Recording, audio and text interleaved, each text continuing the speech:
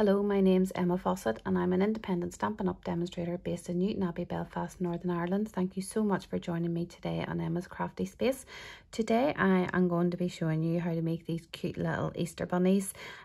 These were actually created by Michelle Last. Her projects are just amazing and I've been a massive fan of Michelle's for a long time now. These were created, I think, a good few years ago. I remember making them whenever I was first starting off and following her tutorial. So she does have a tutorial for them. I have added just something a little extra to mine in that I've cut out a little aperture of my little bunny so you can see all the yummy treats inside. And but Michelle's was the original video and I still enjoy making these as gifts for people coming up to Easter. So hopefully you'll be able to follow along and maybe make something cute for some of your friends and family coming up into Easter season. So I'll just get started and get all my supplies ready. Okay, for this one I am actually going to be using this Shimmery White cardstock, only because it's really lovely and thick. It has that lovely shimmer and also it's not really bright white. It's just like a nice off-white but not cream. So I'm just going to use this for this project. So your card needs to measure 6.5 inches by 8 1/4. So 8 1/4 is the width of our standard A4 card. So all you really need to do is lift a new sheet out and cut it at 6.5 inches. Okay, so on your short side you are going to score at 2 inches, 3 inches, 5 inches and 6 inches. So I'll just repeat that again: 2 inches, 3 inches, 5 inches and 6 inches. And you're going to turn it, or it doesn't really matter which way you turn it, and you're going to score at 1/2 inch, and you're going to score at 1.5, and then 5.5 and 6.5. Okay, so I'll repeat that again. We've got 1/2 inch, 1.5 inches, 5.5 inches and 6 inches. Okay, so now you can put your scoreboard, and I'm going to lift out my trimmer, and I might actually just give you a rough idea of where we're going to be going with this. So if you can imagine, these longer sections are the wrap. So the wrap is like this middle section. So if you can imagine, these bigger sections are the middle of the box, so we need to keep all those. This one here is going to be where we're going to punch out is the tag topper here, and then this is your closure. So if you can imagine, if you get yourself a pencil or something, and if you can imagine, you are taking away all of these and you're taking away all of these. Okay, and what I'll do is I'll leave this up on the screen a wee second after I've X'd out what we don't need, and you can even maybe take a screenshot of it. Okay, so these are all the things that we don't need, and then this one, this tab here, you're maybe just going to put a wee angle on that. So if I add a wee angle on this bottom one too, because that's your closure at the bottom. Okay, so that is everything that you don't need. So I will just leave it on the screen here so you can see that for a little second.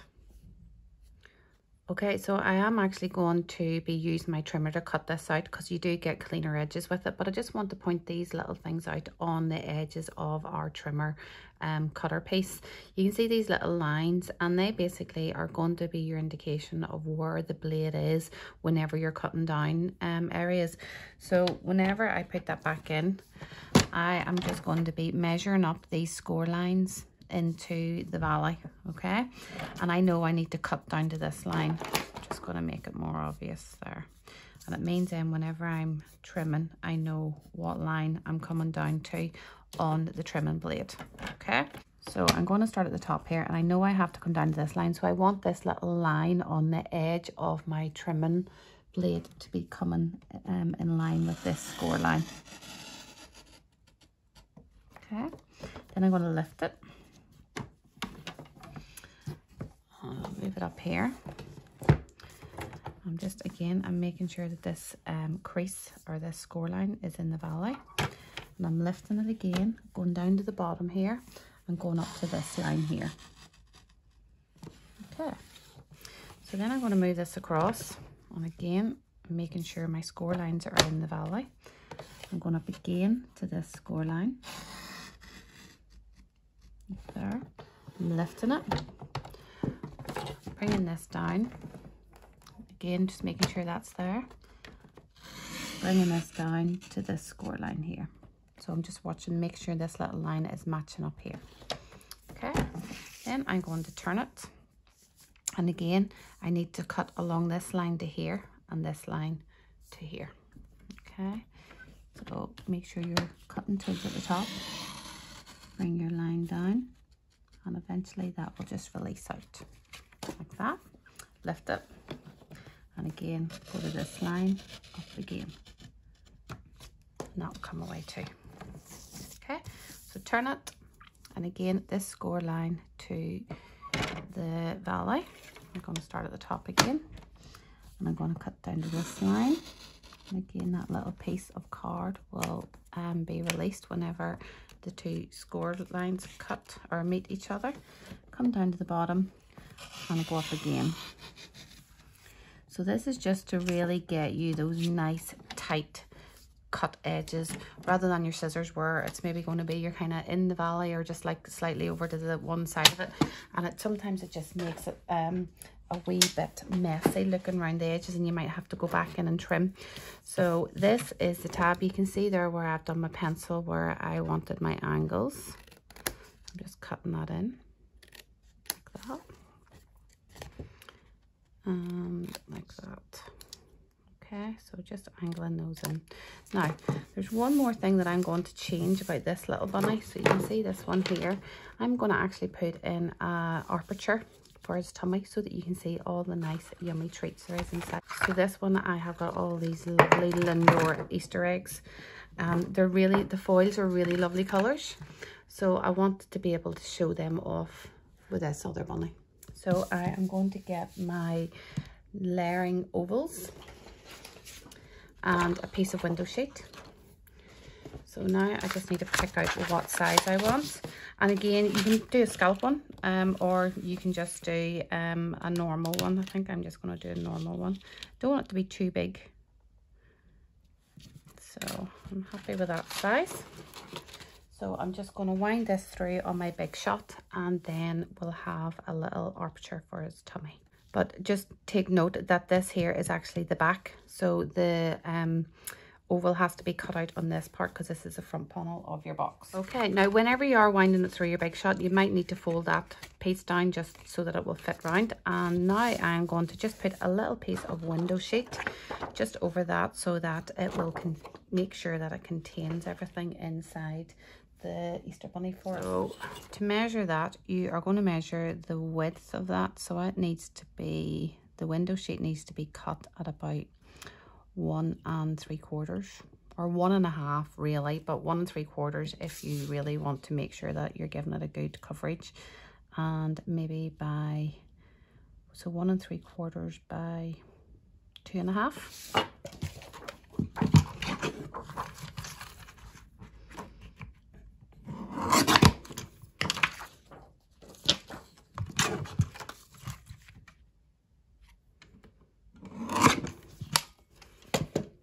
Okay, so you can see that that's going to fit. Now, I'm just going to attach this with a bit of double-sided tape.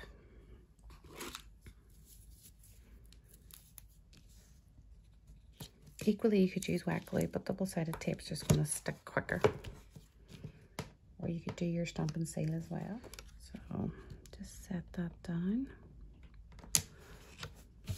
Okay, so that is our window created. Okay, next step is I'm going to get my scallop tag topper, and I'm going to feed that through. With that being 2 inches wide, it just means it is the perfect size for that. Okay, so, and then we are going to crease everything up.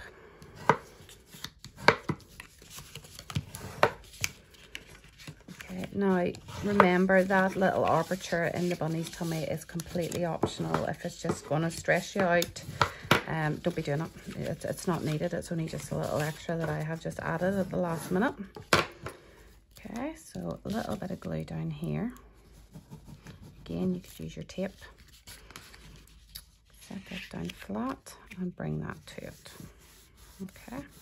Now you might find before you stick it down, just be careful that your little tab isn't encroaching into that little hole if you are doing an aperture in it like that.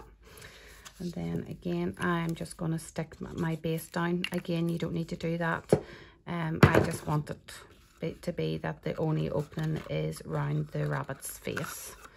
So I'm just going to put my bone folder down there and make sure that this is all attached. Okay.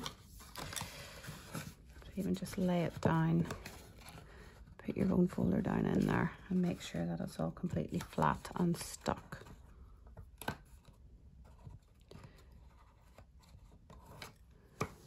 Okay, and that is basically the first part of your box done.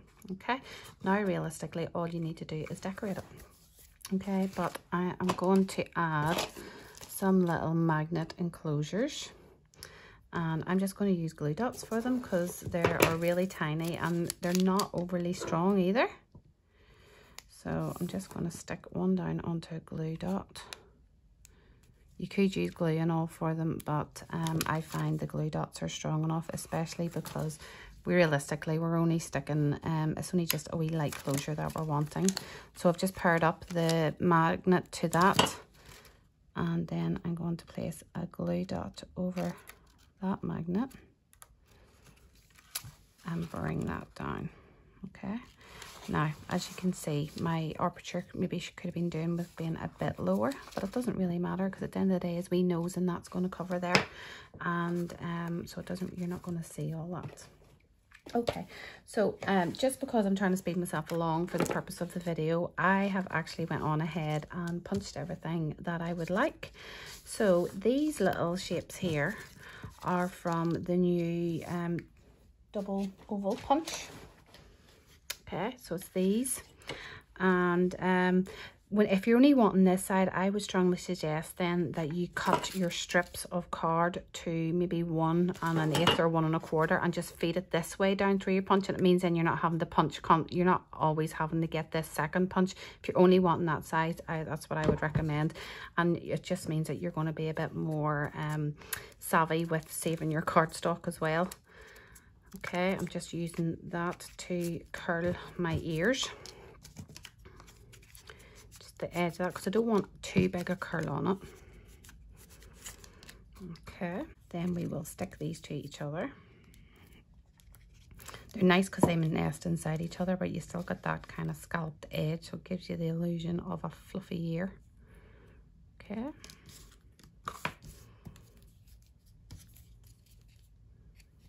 Nearly put glue on the wrong side there.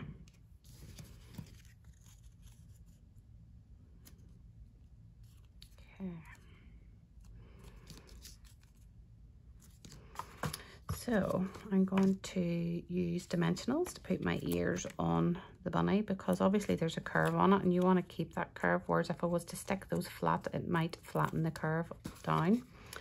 And again, if you want them angled, angle them. It's up to you. It's your bunny.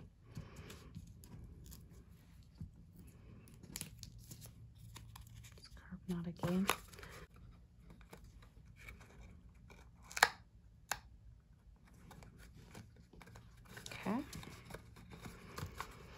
And now I have an old punch. This is just basically an old heart punch that I had. Any heart punch or die cut that will cover that is perfect for it. Okay, just press that down.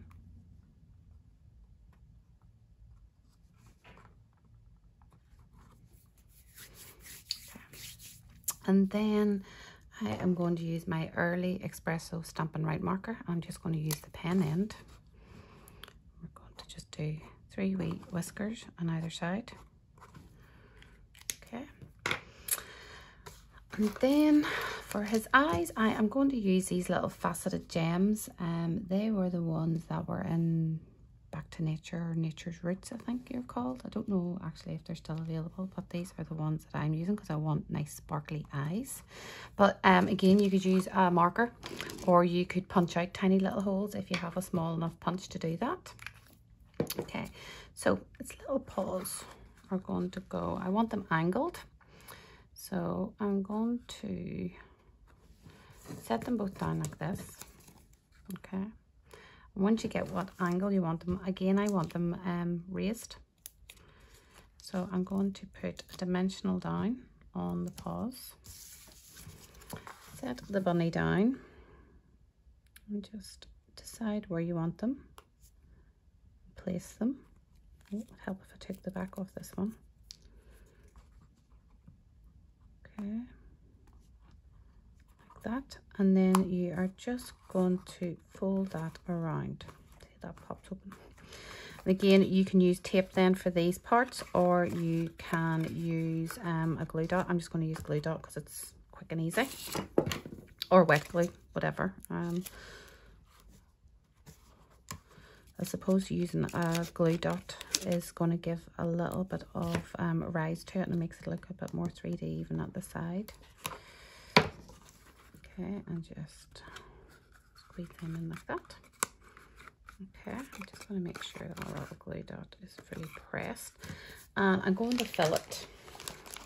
So to say, these are little Lindor chocolates, and I got them out of Tesco's. I think they're $1.50 for that bag. There's some blue ones in there as well. And they're really cute because they're nice and sparkly. The foil in them is lovely.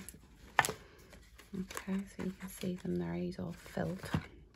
Okay, and if you really want to add just something extra, this is die cut from the Pretty Perennials.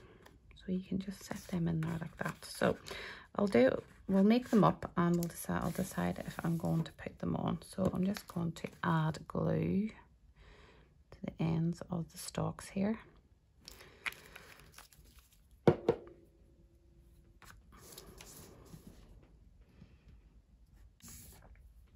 Okay, and just let that dry.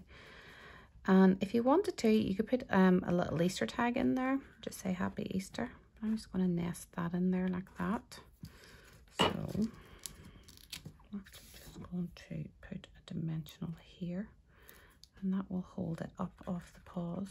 That'll make it look like he's holding them, like a little bouquet. And that is that finished. I think that's dead cute. I'll just put it next to the one that doesn't have the little aperture on it, but they are both very cute and very easy once you get your head around where you're cutting to on those score lines. I think it is a very manageable project and very rewarding whenever you just see how cute they are.